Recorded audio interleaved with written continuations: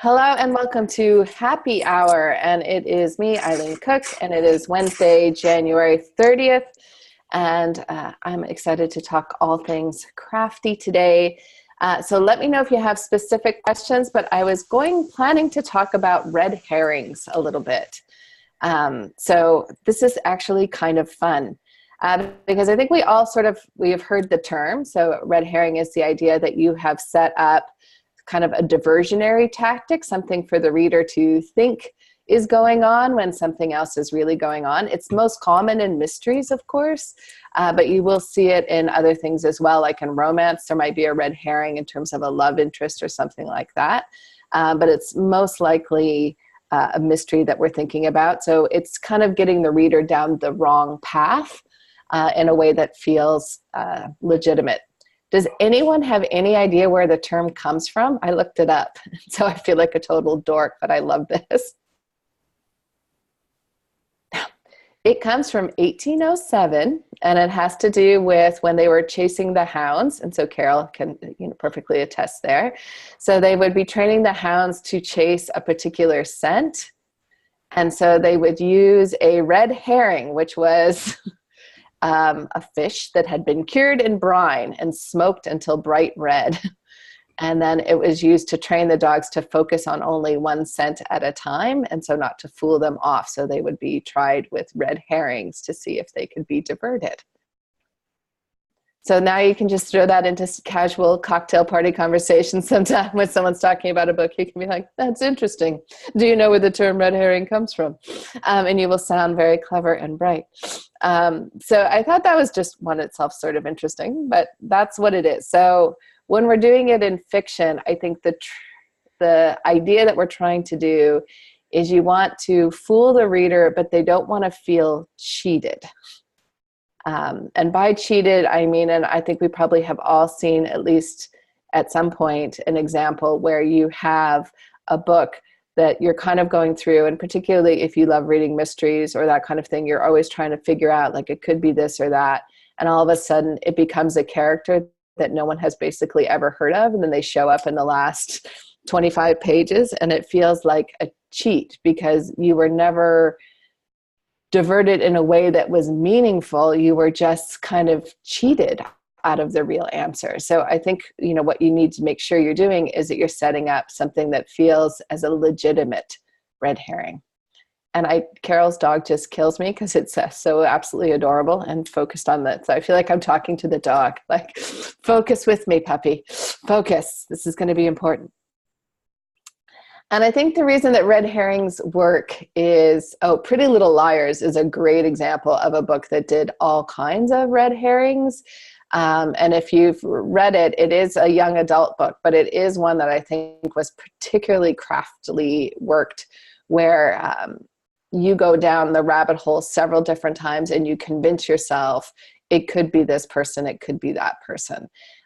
Even if you look at something, I don't know if people have watched the Netflix series Making of a Murderer, or the other one is The Staircase. For sure, if you have a chance, see the documentary The Staircase. It's about an author who is basically put on trial for killing his wife. Oopsie doodle. And the question is, did he do it or did he not do it? And what I think is so well done in that documentary, and I'm going to make Natasha comment on it in a minute, is if you're watching that documentary, you have the sense like, this guy didn't do it. And then the next minute you're like, he totally did it. And then the next episode, you're convinced he didn't do it. Was that your experience, Natasha? Yes, but I did, I stopped watching it because it was so gruesome. It's pretty gruesome. I mean, when I first had this little bing of recognition, I was thinking actually of a movie that was done maybe based on this story. I don't know if that's true. That was very well done, and there weren't lots of blood spatter stuff in it. Yes, the documentary does have a fair bit of blood splatter. Mm-hmm. And Carol's dog is like, I hear you, my wisty friend. I hear you. Behold, there are construction workers in our neighborhood. Hang on, I'm going to yell at them 1 minute. and I won't do that.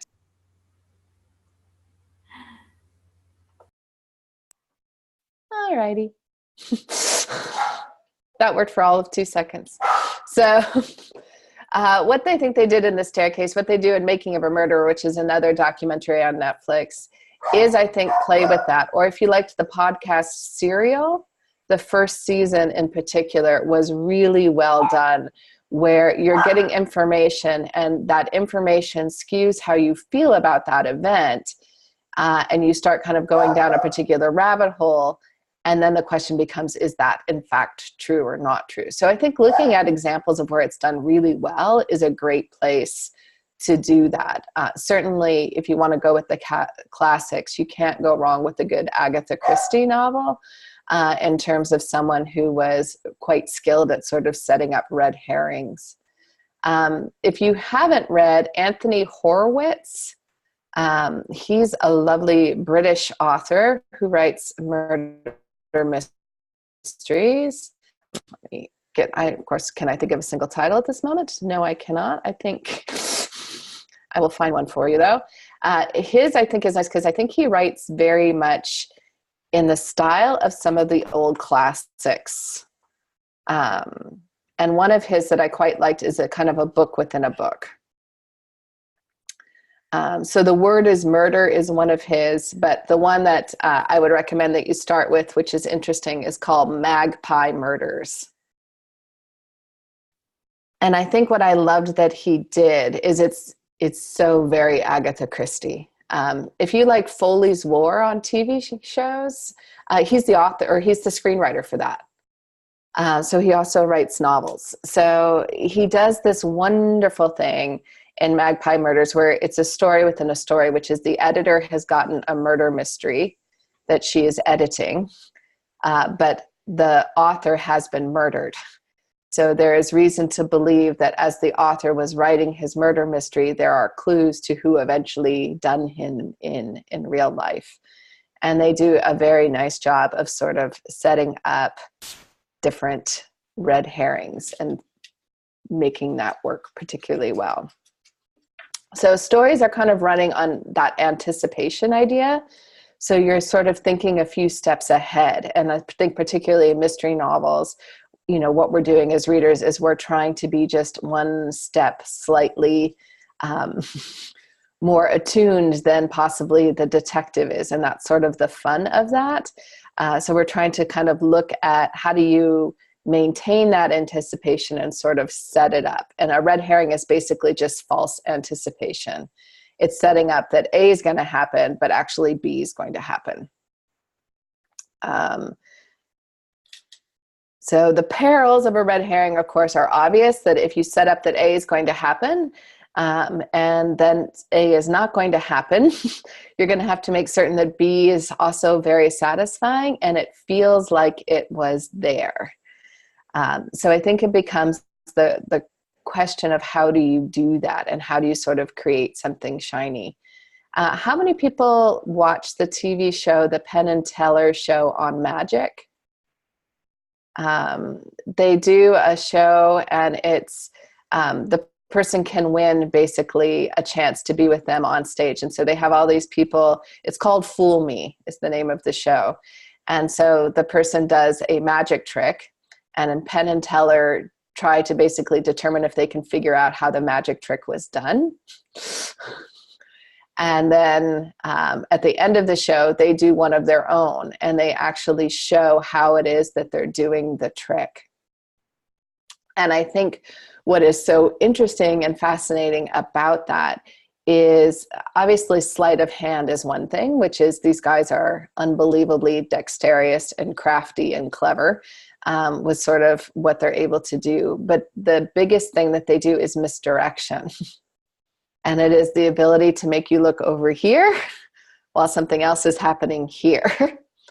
And I think for me, that is the thing that as writers, the question is, how do you pull someone's attention to here while still showing what's happening here? So I'm curious if people have any ideas about how they've either done it or how they think that works. Bonnie? I try to do that. I don't know if I succeed at doing that because sometimes I don't know how much the reader will get. And so sometimes the showing that the other thing exists might, it's really hard to find the balance where it's a hint and it's in the back of their mind, but it's not giving it away. I usually try to do the what's really happening as part of other conversations, or so it doesn't seem important until later. Yeah. Natasha, you were going to add to that? I have read that people tend to remember the last thing that was said. So you can give the real information, you kind of bury it. So you can give both information, in my opinion, or what I understand. I don't know if it works, but so you kind of you have to give everyone the clues that are the reader, the clues that are there, but also you can leave them with something, and you can actually pay more attention, like more writing space to the red herring. So that seems more important. So look, my little 2 cents. It is. And you will see people that talk about, like, if you're crafting a paragraph and you want to show that there is a vase on the mantelpiece, because the vase is what's the magical key is hiding inside the vase. So you might be like, across the room, there was a fireplace, a large picture above it, looming over the top of the thing sprinkled on top, the vase, the something else, and then end on something else. So the person might be thinking about the photograph or thinking about something else, but you have planted that the vase is there, but you've maybe distracted them with the picture. So they're thinking about who the picture is or something along those kind of lines. Carol, were you going to add in? Yeah, I've been using dialogue to scatter my red herring because I have a cop that's been accused of a misdemeanor, which he didn't do, but he doesn't know why he's been accused. But there's so many other little threads coming together, so I'm throwing in clues into what he's doing. Like he's done some work and he's looked at records and he can't figure out what's going on, so I'm slipping in a little clue here and a little clue there. I'm hoping it'll work. I've never tried this before, but it's fun. It is fun. And I think the idea is for a red herring to work for the writer, it takes a lot of time and imagination to make that work. For the protagonist, it takes a lot of skill for them to figure out what the truth is. And then for the reader, it's a challenge of wit, right? So you can see that it's happening on all three levels. So for you as the writer, for the protagonist, and then eventually for the character. So, ways to create red herrings is one is to give an innocent character a strong motive to murder someone or to be the guilty party. Because people are always like, motive is something that you'll often see in crime trials. People will struggle with if they don't feel like there's a motive, and that's why prosecutors will often spend a lot of time building motive, because we tend to start buying in on that. So you'll see something like, if a husband is accused of murdering his wife and it comes out that he was having an affair, you'll automatically see people start being like, wait a minute, right? Like he has a motive to do her like that. And suddenly it makes sense to us. So then basically you're setting up, this person has a good reason to do this crime, even if you know, in fact, that they're not, in fact, guilty of that particular thing, will work. So you can set that up. So you might also have basically some kind of misunderstanding, and people I know have seen me talk about the what we see versus what we believe about what we see. I talk about that a lot in workshops. So A is the activating event. So we see something happen. And then what happens is, we come up with a belief about that event. So we see a character stumble away from something where later we're going to know that was the scene of the crime, right? So we're going to be like, they were running away from that. But the truth of the matter is going to be a totally different reason why they were there. And we're just going to have misunderstood something. Carol, you talked about dialogue and conversations. That's also a really great place to kind of set up those misunderstandings, because people might overhear a part of a conversation, or, you know, hear something said and they make an assumption about what is meant by that, that then leads both the reader and possibly the other characters down a rabbit hole. It does. And you just gave me a clue as to why he would want to do what they're accusing him of. I'm like, oh, yeah, I'll just write that down right now. Motive goes a long way. Mm-hmm. Motive will go a long way to building for the reader, because it's two parts, right? Like, one, they see the reason why the character will do it, and they're looking to understand the crime, right? Because what I think is often unsatisfying, and I can't think of it, and I probably wouldn't mention it anyway because I don't like to disparage books when I'm talking, but I know I read one murder mystery where I was going down all these different rabbit holes and I was really enjoying the story. Like, you know, oh, is it this person? Is it that person? No. And then in the end, it was one person, and the only reason that they did it was that they're just a complete and total sociopath and had no emotions. And it was just like, there was really no reason for them to murder this person other than they're just a bad person who murders people. And for me, it just felt very unsatisfying, because there had been all these other people who had a good reason. Like, the person who was murdered had it coming, you could argue. And I think maybe the point of the book was, despite the fact that they had it coming, what eventually did them in was nothing at all. But for me, it felt unsatisfying. So I think if you're looking at motive as a reason, that will work really well.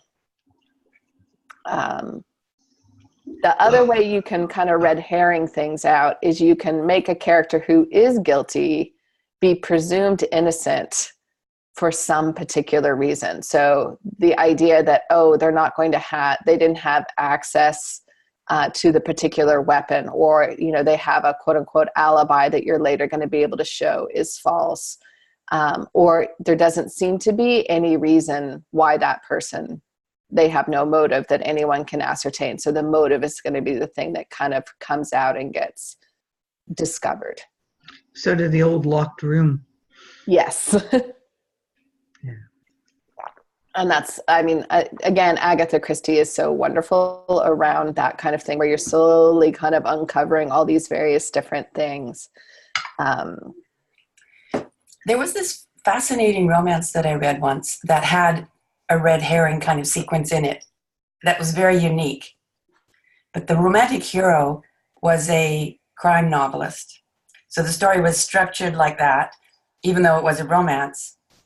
And it was interesting because the hero was a very famous celebrity, but in the little fishing village where he lived, everybody had known him since he was a baby and took that for granted. And so there was never any, except for at one time a year, he walked in a parade or something, but the whole rest of the year, he was just a regular guy. So this newcomer, this outsider, the woman comes to town and she gets to know him, and he's just this guy about town, wears a fisherman's knit sweater, and, you know, they go out for fish and chips. And it's just like he's an ordinary guy. Then she finds out that he's a writer. And so she's got something to do with writing. So she's helping him brainstorm his next book, and she thinks he's just another struggling writer. And then they have their whole romance. And then somewhere very near the end, she discovers that he's this celebrity author, and that might have something to do with the dark moment because she feels betrayed. But the reader, and the reader didn't know either. That's the funny thing. The secret was withheld from the reader until the heroine found out. But the moment you made the connection, you realized it was in your face the whole time. That there was just clue after clue after. It was fabulous. It was like, made me jump off my chair and squeak. I was like, they fooled me.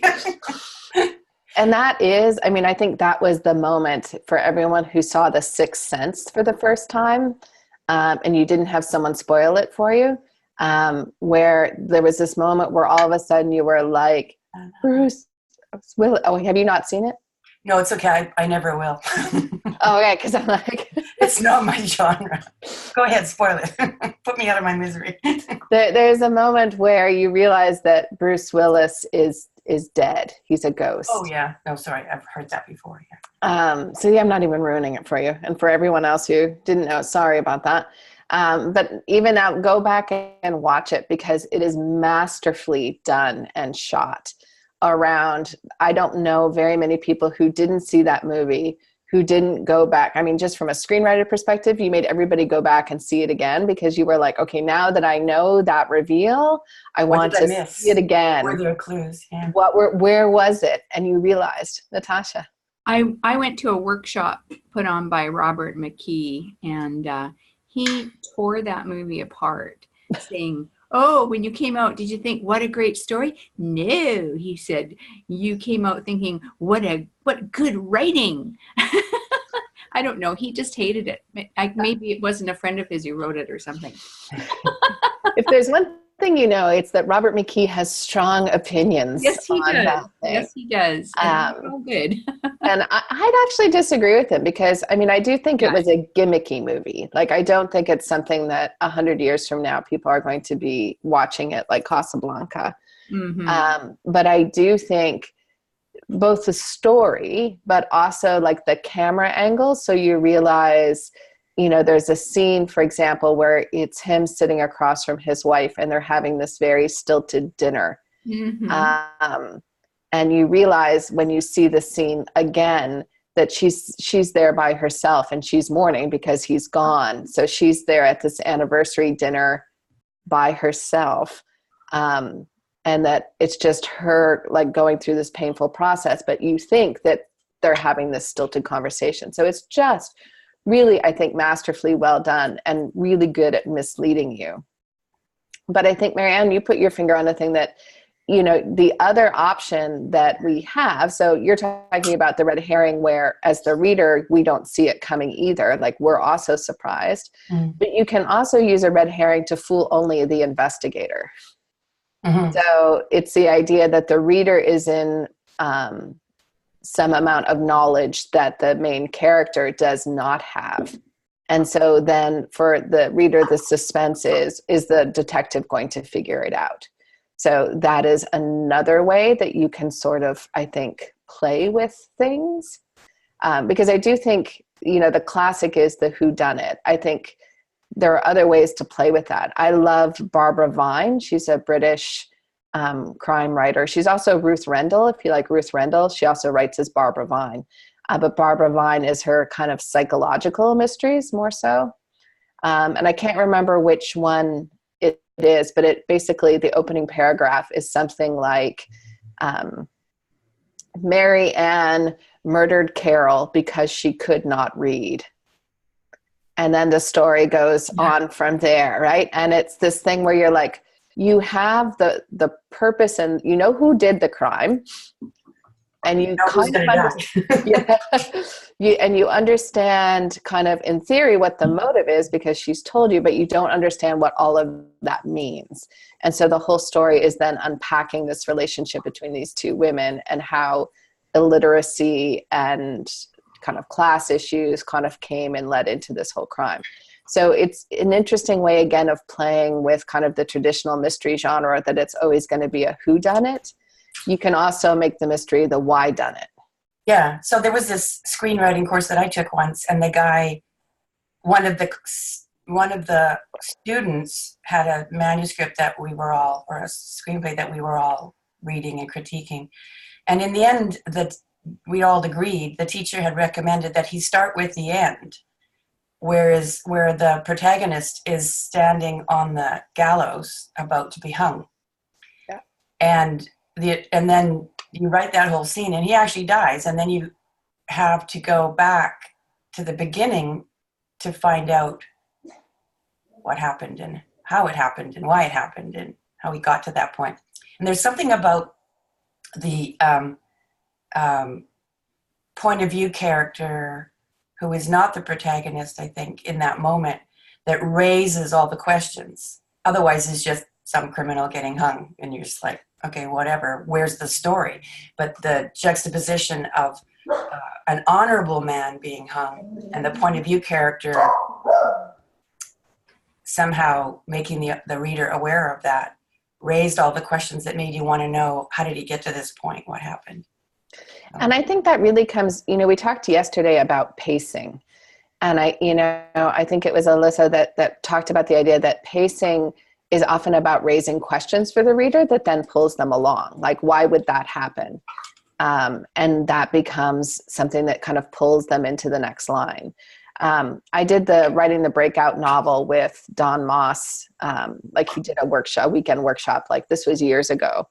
And at the time I was working on a book called Do or Die. And the opening line of that book, or the opening lines, is, it's a little known fact that more people are killed by falling vending machines than shark attacks. And then the next line is like, and when the vending machine fell on my best friend, Natasha, I couldn't think of a person who deserved it more. And I got this kind of kudos thing around, he was like, so two things that he talked about was, one, what kind of person knows who's killed in vending machine accidents more often than shark attacks? Like, that's like, who is this protagonist who happens to know this piece of information? And secondly, why does she want her best friend to be killed in a vending machine accident? Because that's an unusual thing. So I think setting up things, now that's a romantic comedy, but setting up things where you're looking at where people expect one thing and you swap it out, or you're giving them a little bit of information that then makes them go, why? And I really wouldn't want to kill you in a vending machine accident, Natasha, just in case you were worried. Don't want you to be kept up with that.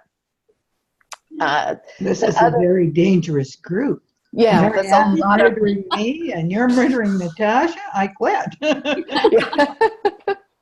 I'd keep my eye on the dog too, because if it knows where the kibble's kept, you're in big trouble. She doesn't get kibble. My dogs, if they knew where, like if they had opposable thumbs, that would work for them. The other thing you can sort of do if you're trying to set up red herrings is look for possible double meanings.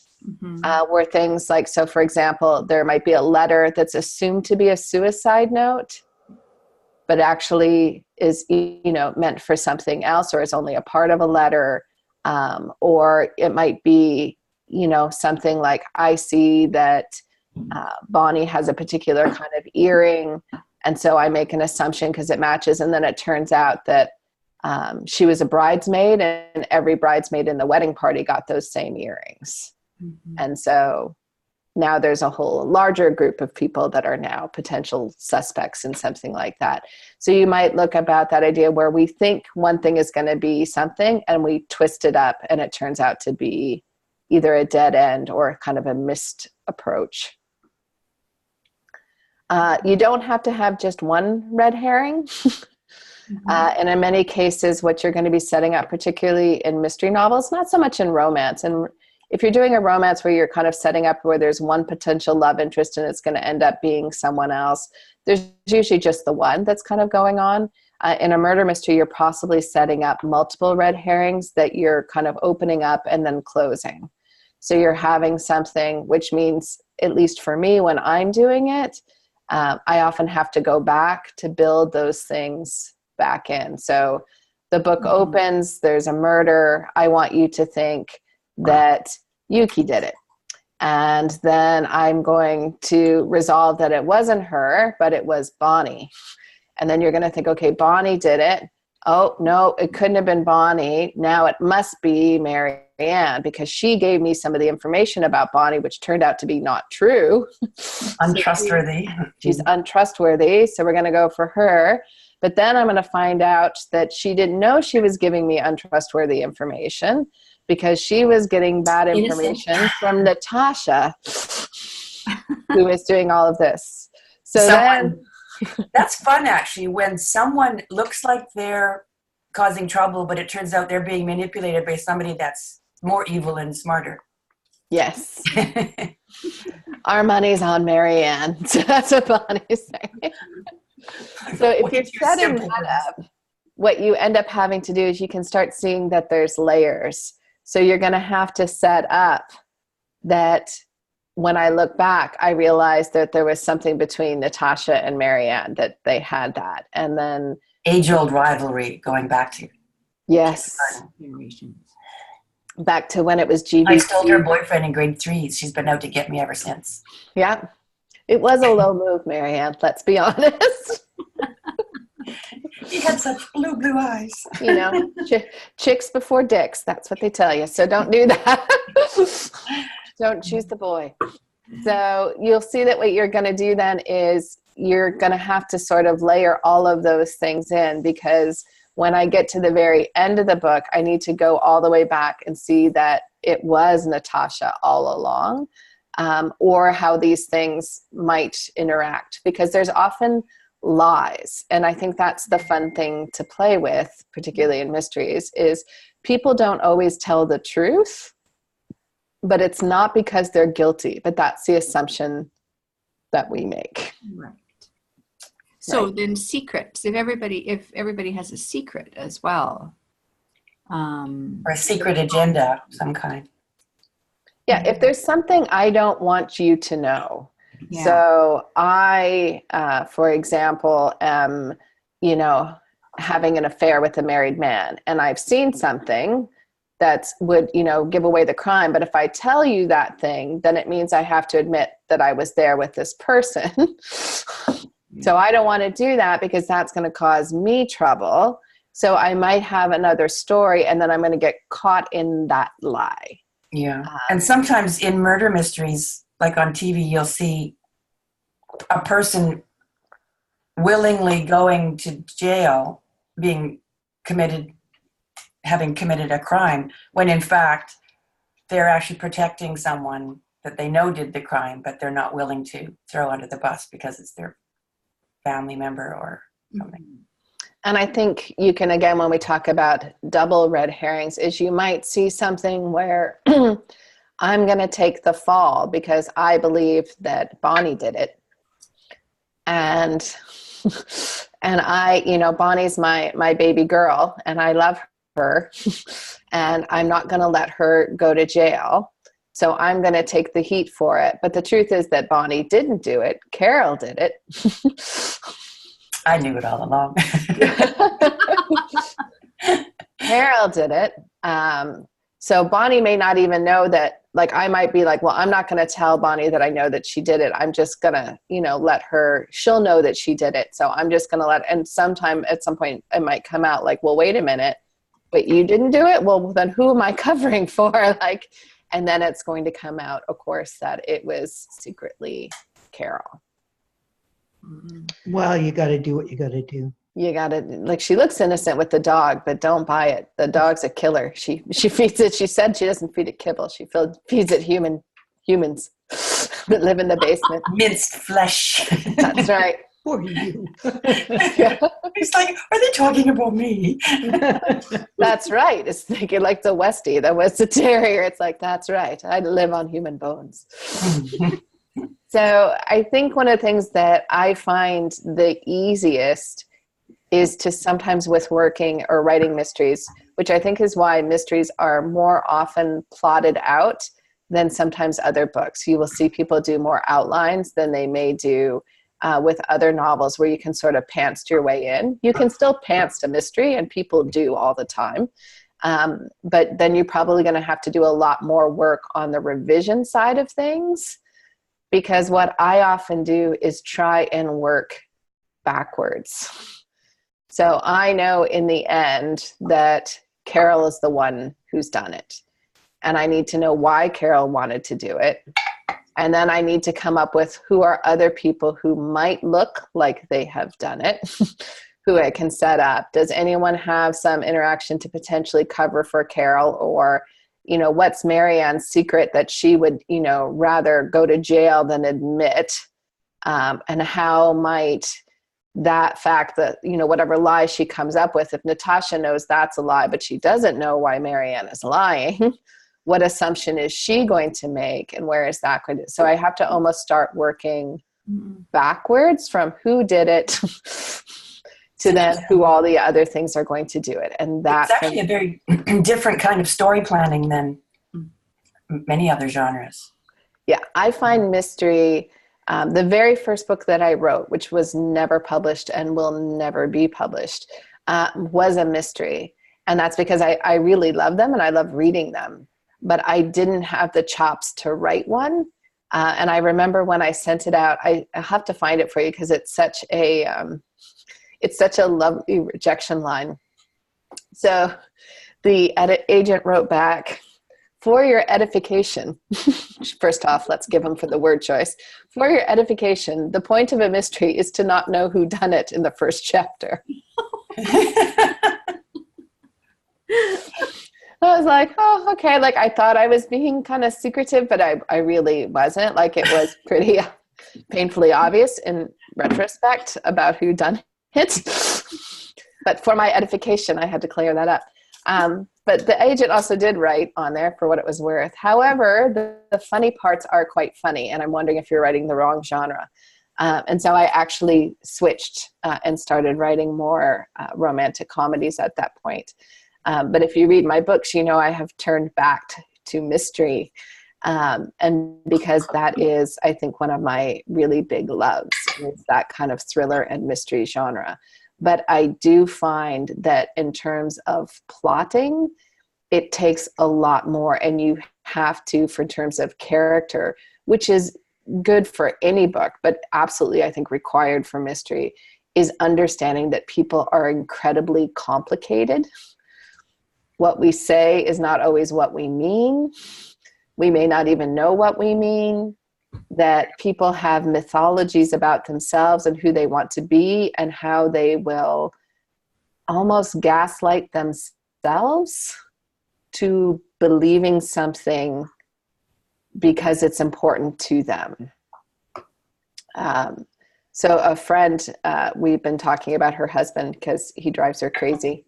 And I'm prone to wanting to have those discussions lately. So we're having those discussions, and she's talking quite a bit about, he has this thing where she calls it revisionist history. Oh, I have a husband like that. Where something will come back and she'll say, well, when you yelled at the kids about this thing, and he'll be like, I didn't yell at the kids. You were the one who was mad. Your word against mine, right? And she's like, no, like, no, you were the one who yelled at the kids. But because he doesn't want to see himself that way, he had a dad who was really strict and it was upsetting to him.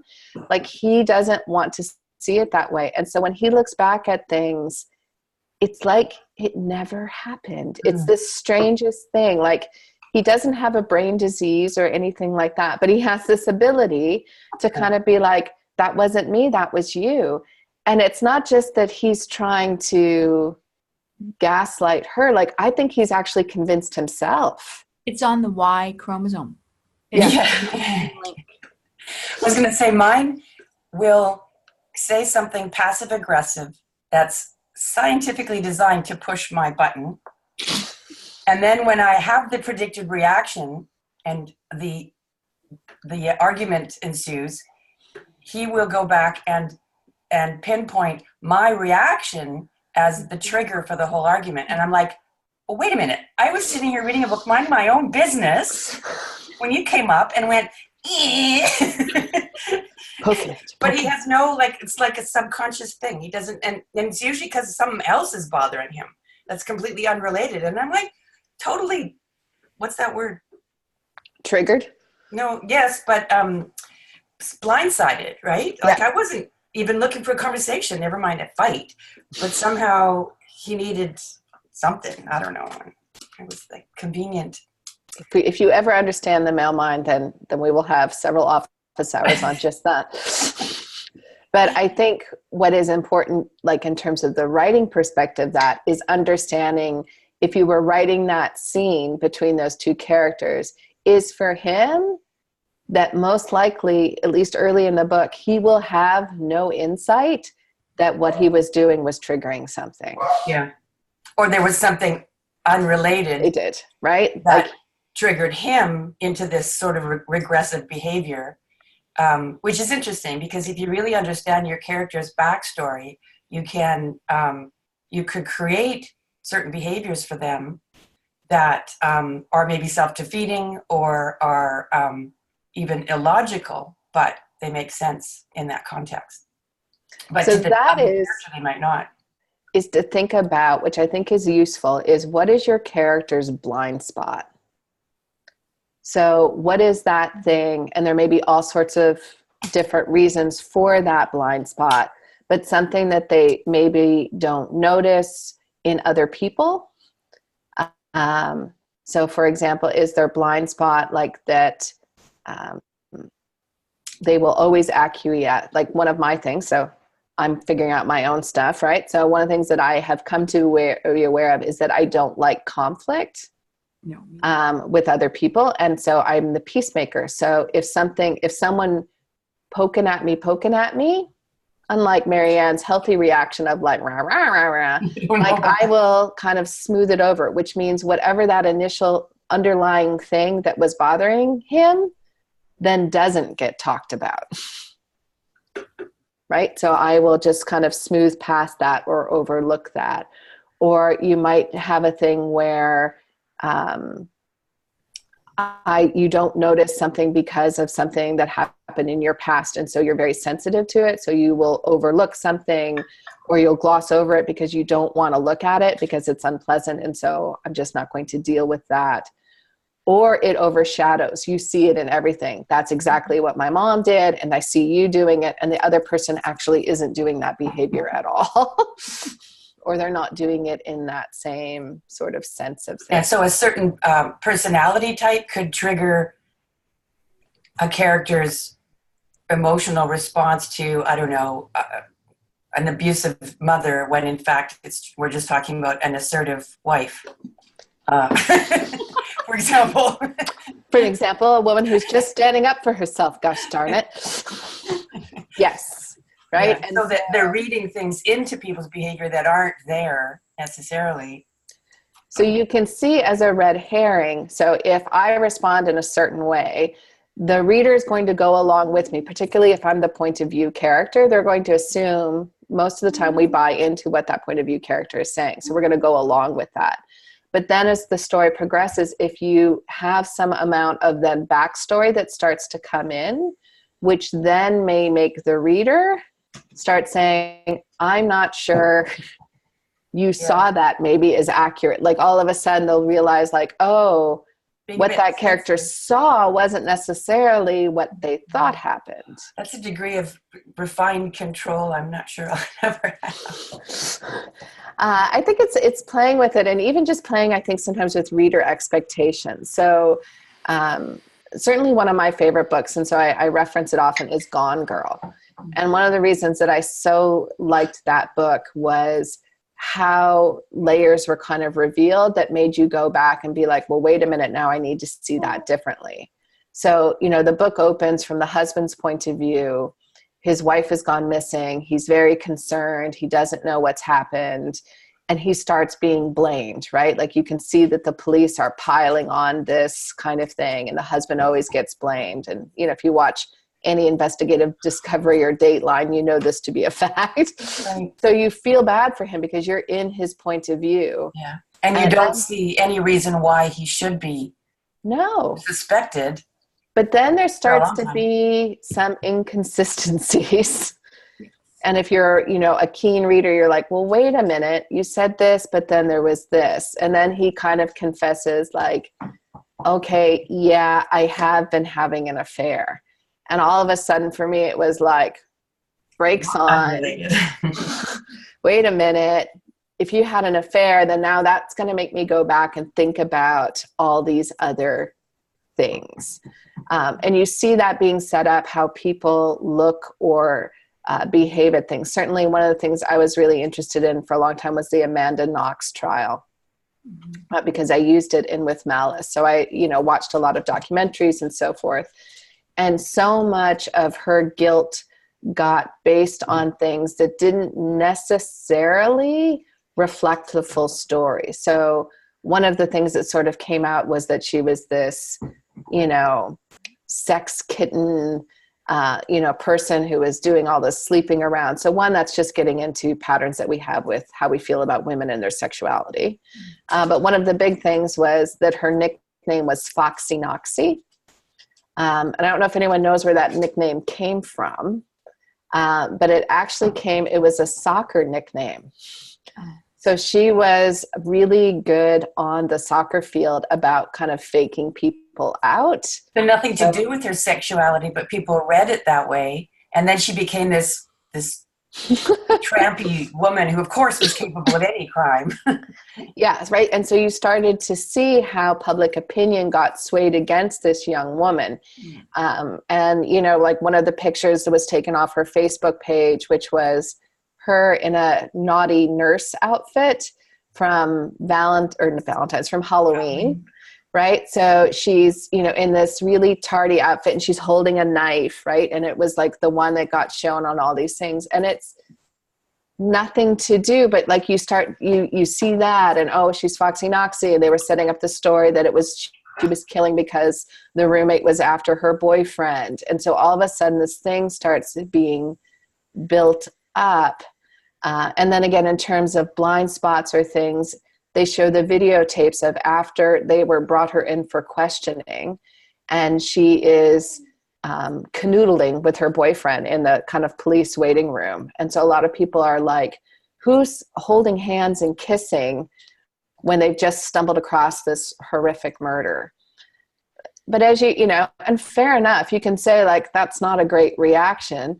But then you also have to take in mind, like, this is a girl who's, I think 19 at the time.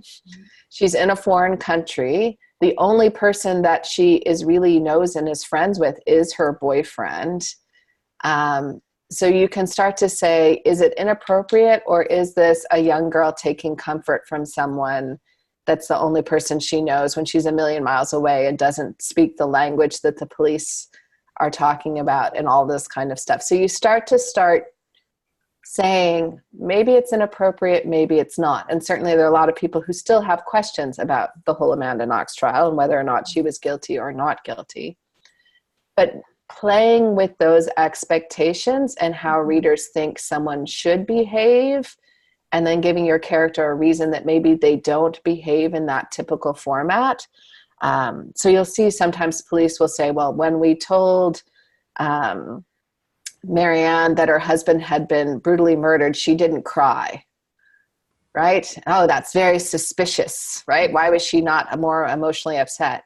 But then later we're going to discover in Marianne's backstory that, crying in her family was a thing of weakness. And so she is skilled at sort of shutting down emotionally in a moment and dealing with a situation, or she's a paramedic, or she's had something where she has to compartmentalize.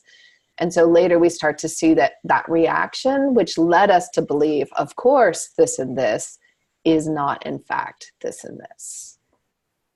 So that is why I think kind of understanding and thinking about character is probably your best way to build red herrings, is to play with expectation, possible motivation, possible reasons that people may say something that isn't true, or not tell a complete truth for some reason, thinking about secrets. All of those things will sort of help you build it up. And when in doubt, use a stinky fish, which was where the term comes from. That'll work. But really, I mean, the whole idea of that, which I thought was fantastic, and for people who missed the first moments, red herring actually comes from an actual fish, a red herring, which is brined, and it was used to train hunting dogs. So you would give them this overly stinky fish to basically try and divert them so that they would learn to stay focused on one thing. So I think that's a kind of a good thing to give your readers some stinky fish. Give them something else to focus on until they can kind of suss out the real thing. Where does the MacGuffin come from? And isn't that the same thing?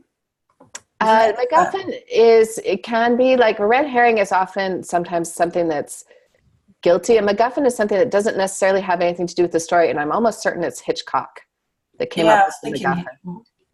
Where it's a thing where you're focused on, for example, the briefcase, and then it's going to turn out that the briefcase is not remotely important. So it's another divisionary tactic, but you're not necessarily, a MacGuffin isn't necessarily something that you're thinking is responsible. Oh, it's just a distraction. Distraction. Mm-hmm. A double red herring is where you are, again, either setting up multiple red herrings. So I thought it was Bonnie, but then it was Marianne, but it really was Natasha. So they're kind of interlayered together, is what we're talking when we're talking double red herrings. So again, these are what you're definitely going to see if you're doing any kind of mystery, but don't always think of it as just being a mystery. I do think they work well, like Marianne, you're talking about in that romance, or anything where you're just sort of leading identity the reader. Yeah, like where you're leading the reader in one direction and then you're going to change it on them. I think people sort of enjoy that unexpected thing as long as you've laid the groundwork.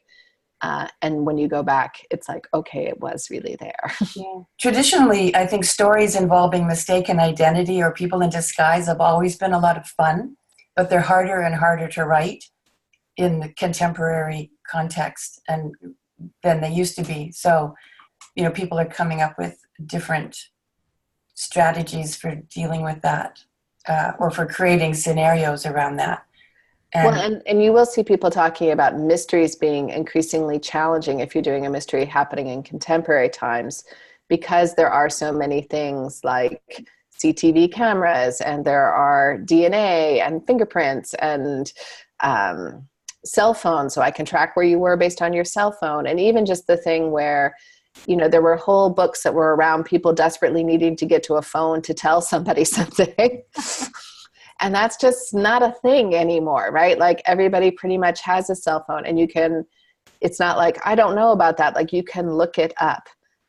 Or people just being cut off somehow. Yeah. Where you can't reach someone. Like you have to work harder to make that happen. I always remember, I do a lot of school visits, and one of my favorite comments came from a young kid. We were talking about I don't remember how it came up, but I said something like, well, when I was growing up, there wasn't the internet. To which they were all horrified. It was as if I had said when I was wearing my corsets, taking my horse and buggy to school. And someone said, well, what did you do? Like when you didn't know something, and you had to look it up. And I was like, sometimes we just didn't know things. Like you'd be sitting around with someone, you'd be like, who was the actor in that movie? And you'd be like, was it this guy? No, it wasn't this guy. And then you'd all be like, no. I guess we just don't know. Because nobody was going to get up in the morning and go to the library and check out a book to find out who was in it. Like you just didn't know stuff.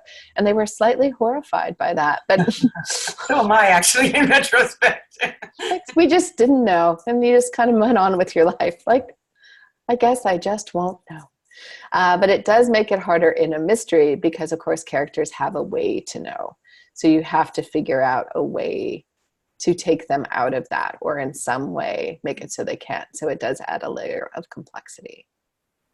Perception, I think, has a lot to do with it, especially given the added tool of the internet and social media that allows you to distort things or introduce false information.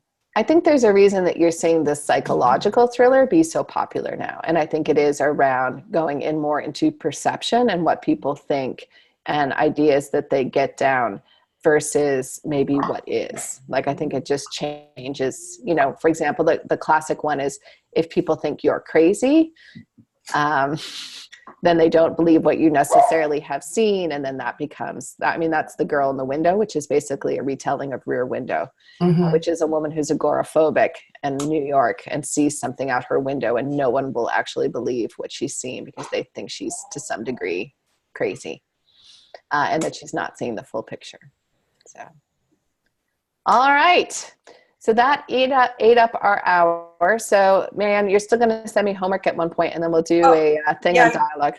I worked on it, and I found some guidelines of Margie's that pulled apart what I'm thinking about.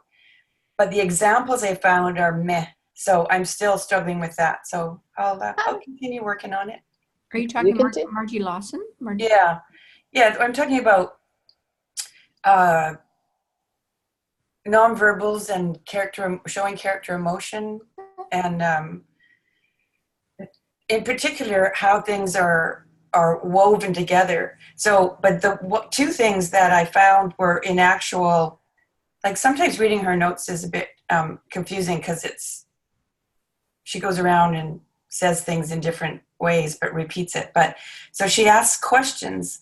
So like, do I use body language and dialogue cues as a stimulus? And then if so, do I have a response? And are the stimulus and response too far apart because of the interjection of too much internalizations? So the connection is just Lost. like depowered, right? Watered down.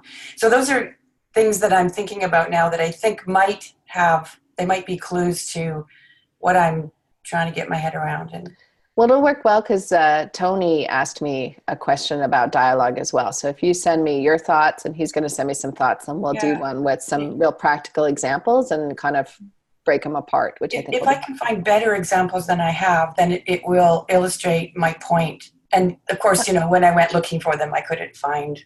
Of course, that's the way it always is. That's why I made you do it. I have some, but then, and I'm trying to find situations in my own manuscript where I think, okay, that's what I should be doing, but I'm not doing. Yeah.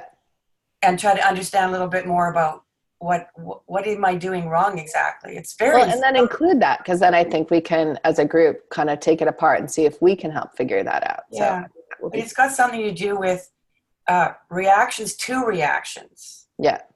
If I can, simplify it, and how quickly they flip back and forth in that moment. So it's like, and then we'll act it out as talking heads, and we'll see how it goes. Like something about how we read people in the moment of a conversation, and how what we see them, like you could be in the middle of a sentence or a word, see something in a person's facial expression or eyes, and change what you're saying as it's coming out of your mouth. I mean, these are things that we do all the time. Oh, yeah. But it's very hard to convey that on the page.